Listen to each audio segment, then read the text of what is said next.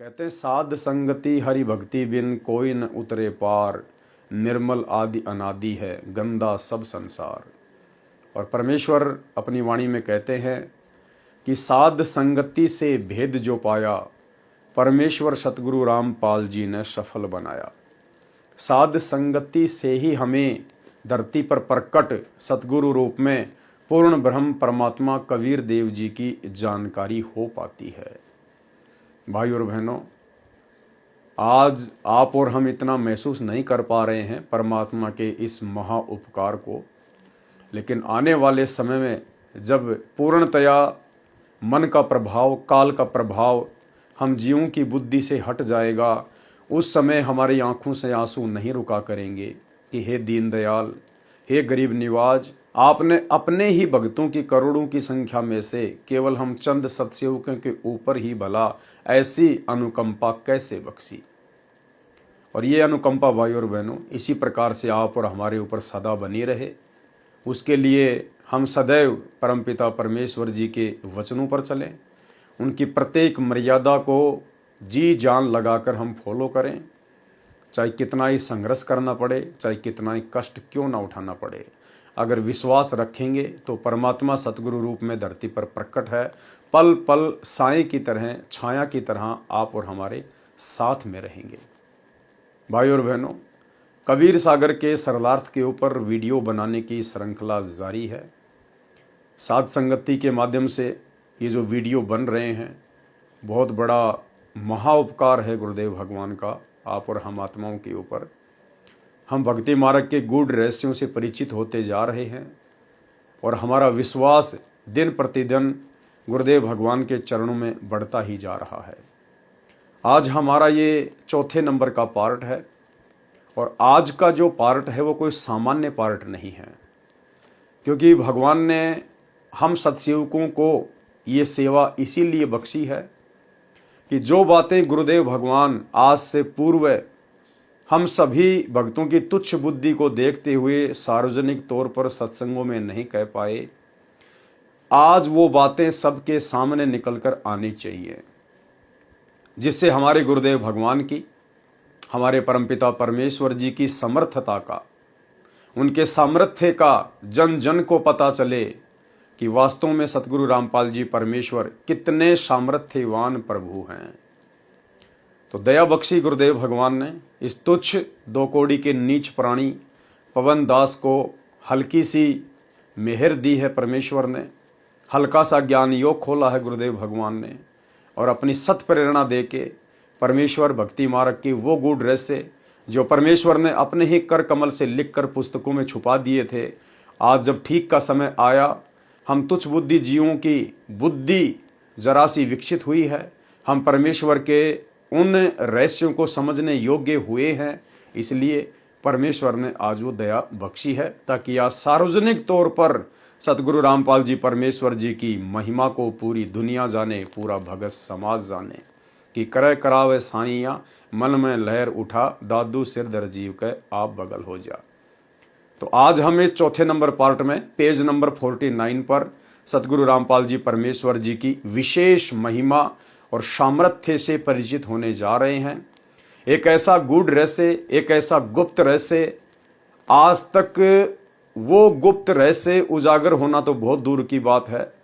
संत रामपाल जी परमेश्वर जी के भी किसी भगत ने उस तरफ सोचा भी नहीं होगा कि क्या ऐसा भी हो सकता है, क्या हमारे पूज्य गुरुदेव भगवान ऐसी लीला भी कर सकते हैं। जी हाँ, आज हम भाई बहन सतगुरु रामपाल जी परमेश्वर जी की उसी विशेष महिमा को जानेंगे, समझेंगे और हमारा विश्वास कई गुना अधिक आज उनके चरणों में बढ़ने वाला है। तो भाई और बहनों, अब हम शुरू करते हैं कबीर सागर के सरलार्थ से। पार्ट नंबर 4 है और पेज नंबर है 42। हम नीचे से पढ़ेंगे क्योंकि वैसे तो पिछली बार तीसरे पार्ट में हल्का सा इस बात का जिक्र हो गया था, लेकिन आज जो चौथा पार्ट है उससे संबंधित ये बातें हैं, इसलिए हम हल्का सा इसको भी दोबारा से पढ़ेंगे। शास्त्र अनुकूल भक्ति की विधि में सर्वप्रथम परमात्मा को भोग लगाया जाता है। यानी आज सतगुरु रामपाल जी परमेश्वर जी ने हमें जो शास्त्र अनुकूल भक्ति विधि दी है, जो आप और हमारे अलावा पूरे विश्व में किसी के पास नहीं है, उसकी परमेश्वर ने एक खासियत बताई, एक विशेषता बताई। उस शास्त्र अनुकूल भक्ति को प्राप्त करने के बाद आप कैसे अपनी भक्ति को सफल कर सकते हैं, उसकी एक विधि बताई गुरुदेव ने। क्या विधि बताई? कि शास्त्र अनुकूल भक्ति विधि में सर्वप्रथम परमात्मा को भोग लगाया जाता है। अब परमेश्वर को तो भोग उस समय लगाया जाएगा जब हमें उनकी पहचान होगी कि वो एकमात्र परमात्मा कौन है। तो आज ये दया भी परमात्मा को पहचानने की, जानने की साध संगति के माध्यम से सिर्फ सत्सेवक भाई बहनों के ऊपर ही हुई है। इस पूरी सृष्टि में, पूरे 21 ब्रह्मांड में, पूरी पृथ्वी पर यदि आज कोई पूर्ण परमात्मा कबीर जी से पूर्णतया परिचित हुआ है तो केवल साध संगति से जुड़े हुए सत्सेवक भाई बहन हैं, जिन्होंने सतगुरु रूप में प्रकट अपने कबीर भगवान को उन्हीं के आशीर्वाद से, उन्हीं के तत्व ज्ञान से पहचान लिया है। और पहचान करने के बाद शास्त्र अनुकूल भक्ति विधि के तहत इस पूरी पृथ्वी पर वर्तमान में वैसे तो अरबों की जनसंख्या है और लाखों में, करोड़ों में सतगुरु रामपाल जी परमेश्वर जी के भी फॉलोवर होते जा रहे हैं, परंतु वो लाखों करोड़ों भी अपने गुरुदेव भगवान को कबीर रूप में नहीं पहचान पा रहे हैं। वो अपने गुरुदेव भगवान को परमात्मा मानकर शास्त्र अनुकूल भक्ति विधि के तहत अपने घर पर भोग की आरती के साथ में भोग नहीं लगाते हैं।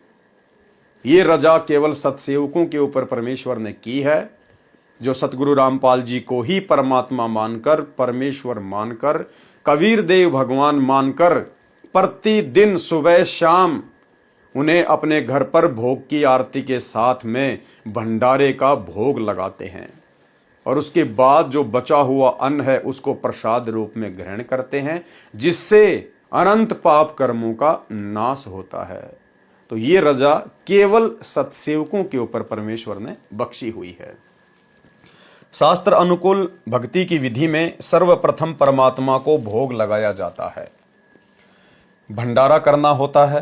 पहले परम अक्षर ब्रह्म को इष्ट रूप में पूजकर भोग लगाकर शेष भोजन को भक्तों में बांटा जाता है।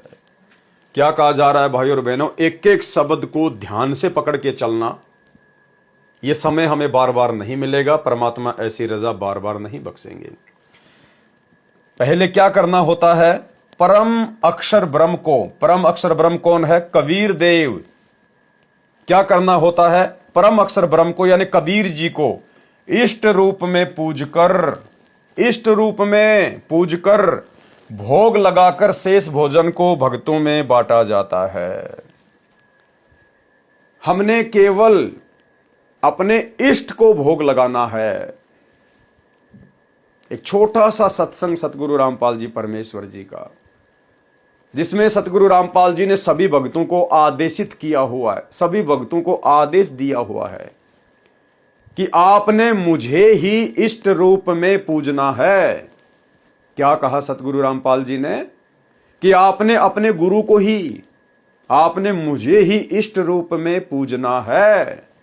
किसी अन्य दाढ़ी मूछ वाली कबीर जी की फोटो को यदि आप इष्ट मान रहे हैं, भगवान मान रहे हैं, परमात्मा मान रहे हैं, तो सतगुरु रामपाल जी ने रिजेक्ट कर दिया कि अगर आपने अपनी भक्ति सफल करनी है, पतिव्रता पद की भक्ति करनी है, मोक्ष प्राप्त करना है, तो अपने ही गुरु को इष्ट रूप में पूजना होगा।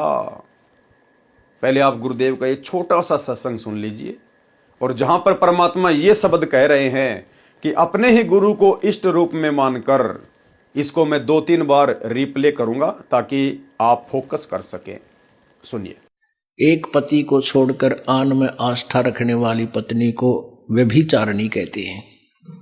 तो अपने ही पति से हर इच्छा पूरी हो, उसी को पति भर्ता कहते। तो हम जब पति भर्ता पद पर आ जाएंगे तो परमात्मा कहते हैं पति भर्ता जमी पर जो जो धर है पावे, समर्थ झाड़ू देत है, ना काटा लग जावे।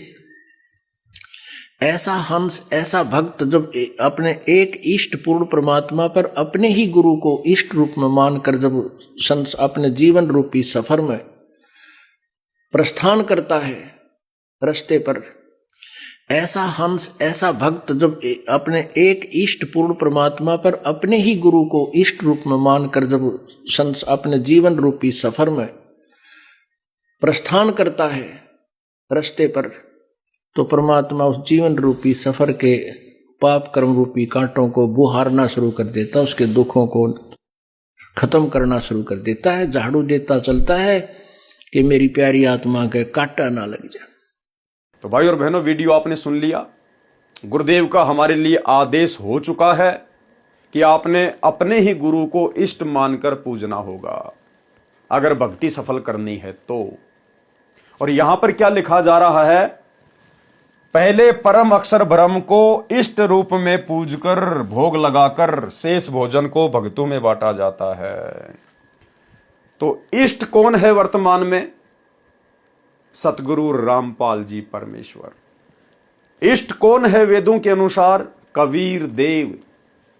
और सतगुरु रामपाल जी कह रहे हैं कि आपने अपने ही गुरु को इष्ट रूप में मानकर पूजना है।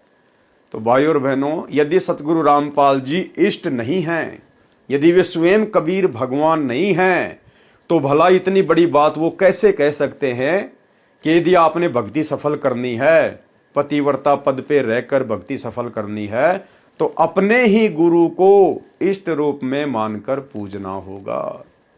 अर्थात सतगुरु रामपाल जी खुद ही कबीर भगवान हैं। ये हम सभी भक्तों के इष्ट हैं, हम सब भक्तों के परमात्मा हैं। और जब कबीर देव हमारे गुरु के रूप में धरती पर प्रकट हैं, तो भला फिर हमने नकली कबीर को पूजने की क्या आवश्यकता? फिर हमने भला एक बनावटी, एक कागज के टुकड़े की दाढ़ी मूंछ वाली कबीर जी की समझे जाने वाली उस मुर्दा फोटो को इष्ट मानकर पूजने की क्या आवश्यकता? और फिर भी यदि हम उस फोटो को इष्ट रूप में पूजते हैं, अपने घर पर रखते हैं या दरबार साहिब में रखते हैं, या जून के महीने में उस मुर्दा फोटो का कबीर प्रकट दिवस मनाते हैं, तो फिर हमसे बड़ा महाअज्ञानी इस धरती पर अन्य कोई मनुष्य नहीं होगा। जिसके गुरु ने कह दिया, क्योंकि गुरु के प्रत्येक वचन पर शिष्य को चलना होता है। गुरु वचन निश्चय कर माने और पूरे गुरु की सेवा ठाने। तो हमें तो पूरा गुरु मिला हुआ है, जिनकी हम सेवा कर रहे हैं, हमें सौभाग्य मिला। और पूरे गुरु की भूमिका तो कबीर भगवान निभाता है। और गुरुदेव ने इतना संकेत कर दिया कि अपने ही गुरु को इष्ट मानकर, तो बताइए फिर शक और संदेह की गुंजाइश कहां रह गई कि सतगुरु रामपाल जी खुद ही कबीर भगवान नहीं होंगे? इसलिए भाई और बहनों, अपने ही गुरु को इष्ट मानकर यदि वर्तमान में उनकी संगत में इस पूरी पृथ्वी पर, पूरे किस ब्रह्मांड में यदि कोई पतिव्रता पद की शास्त्र अनुकूल भक्ति कर रहा है, तो केवल सत्सेवक भाई बहन हैं। वर्तमान 2024 तक आने वाले समय में तो पूरा विश्व इन्हीं को अपना इष्ट मानकर, कबीर मानकर पूजा करेगा। इन्हें घर घर में भोग लगेगा और वो दाढ़ी मूंछ वाली कबीर जी की फोटो घर घर से हट जाएगी, उसका नामो निशान मिट जाएगा। क्योंकि पता चल जाएगा कि जब जिंदा कबीर सतगुरु रूप में धरती पर प्रकट है, तो मुर्दा कबीर को सीने से लगाकर क्यों हम उस बंदरिया की तरह, जिसका बच्चा मर जाता है, मरे हुए बच्चे को, मुर्दा बच्चे को अपना बच्चा जानकर छाती से लगाकर वो घूमती रहती है, तो भला क्यों हम वो मूर्खता दर्शाएं उस बंदर की तरह? तो भाई और बहनों, आने वाले समय में तो पूरी दुनिया सतगुरु रामपाल जी को इष्ट मानकर भोग लगाएगी, पूजेगी, भक्ति करेगी। लेकिन देखो, वर्तमान में सतगुरु ने समय से पहले आप और हम चंद सत्सेवकों को इस गहरी जानकारी से अवगत कराया और आज हमें उसी विधि से भक्ति करवा रहे हैं। हम सभी भाई बहन इन फर्जी आश्रमों में नहीं जाते गुरु जी की गैर हाजिरी में। उस समय जाएंगे जब हमारा भगवान आएगा अपने मिशन को पूरा करके हिसार जेल से। वे जहां भी आएंगे, जहां भी अपने चरण कमल रखेंगे, हम वहां दौड़े चले जाएंगे। लेकिन वर्तमान में उनकी गैर हाजिरी में तो केवल हमारा घर ही आश्रम है।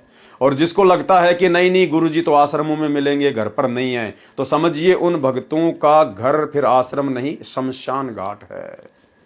तो भाई और बहनों, ये बहुत बड़ी मेहर गुरुदेव की आप और हमारे ऊपर।